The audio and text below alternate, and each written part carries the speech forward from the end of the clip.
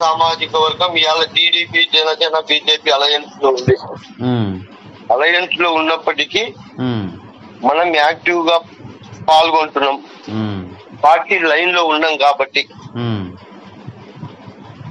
కనీసము ఈయన లోకల్లో ఉండే వ్యక్తులకు 20 రజనీకాంత్ అనే వ్యక్తి పార్టీ లైన్ లో పనిచేస్తున్నారు. మాకు కూడా అవకాశం ఇవ్వండి, మేము కొద్దిగా గతంలో ఉన్న రాంబాబుకు సంబంధించిన వ్యక్తులకు కొద్దిగా ఎవరైతే ఆయనను విభేదించిన వ్యక్తులకు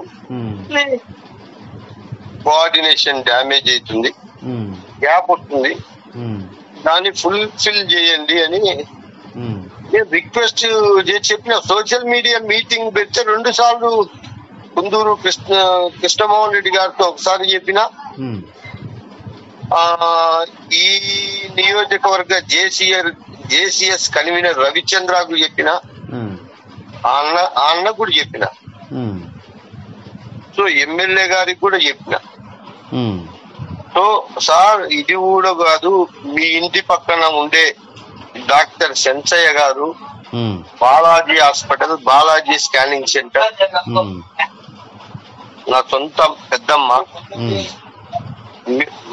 వాళ్ళ ఇల్లు దాటిన తర్వాతనే వాళ్ళ గోడ వీళ్ళ గోడ కాంపౌండ్ వాళ్ళు ఒకటే, వదిలేసి వీళ్ళు వాళ్ళు మాట్లాడుకుంటారు.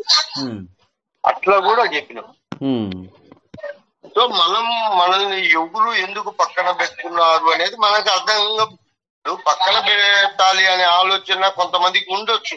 రాంబాబు గారితో తిరిగిన వ్యక్తి మనకెందుకులే అన్న ఆలోచనలో పక్కన పెడదాము అనే ఆలోచనలో ఎవరు పిలవకపోతే వాళ్ళని మనం బలవంతం చేసి ఎందుకు మనం చెప్పాలి అన్న ఆలోచనలో నేను వెయిట్ కాదు, అసలు నాకు ఒక విరక్తి వచ్చేసింది.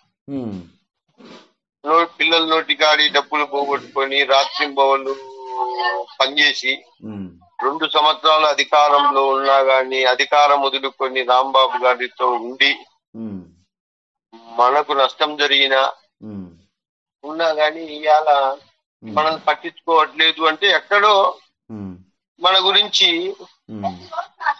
వద్దు అని చెప్పించేనే కదన్నా ఎవరన్నా. ఎవరొకళ్ళు ఎందుకులే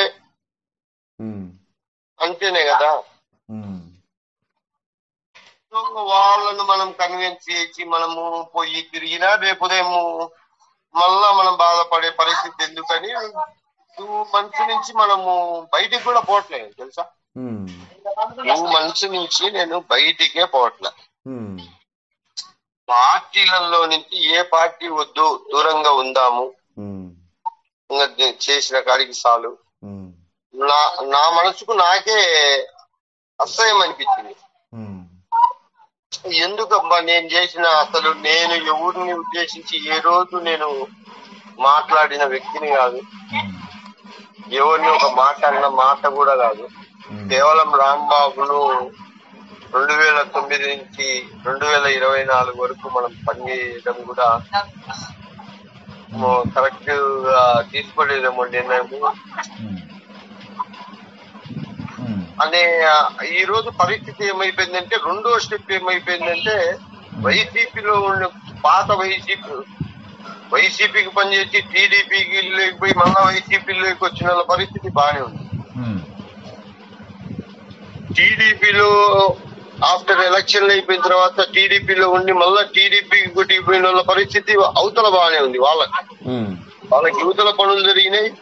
ఆ రోజు 2017 నుంచి 2019లో వైసీపీ వాళ్ళకు పనులు జరిగినాయి.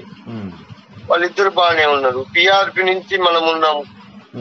ఈరోజు టీడీపీ వాళ్ళు టీడీపీ లేకపోయింది, వైసీపీలో నుంచి వైసీపీ లేకపోయింది.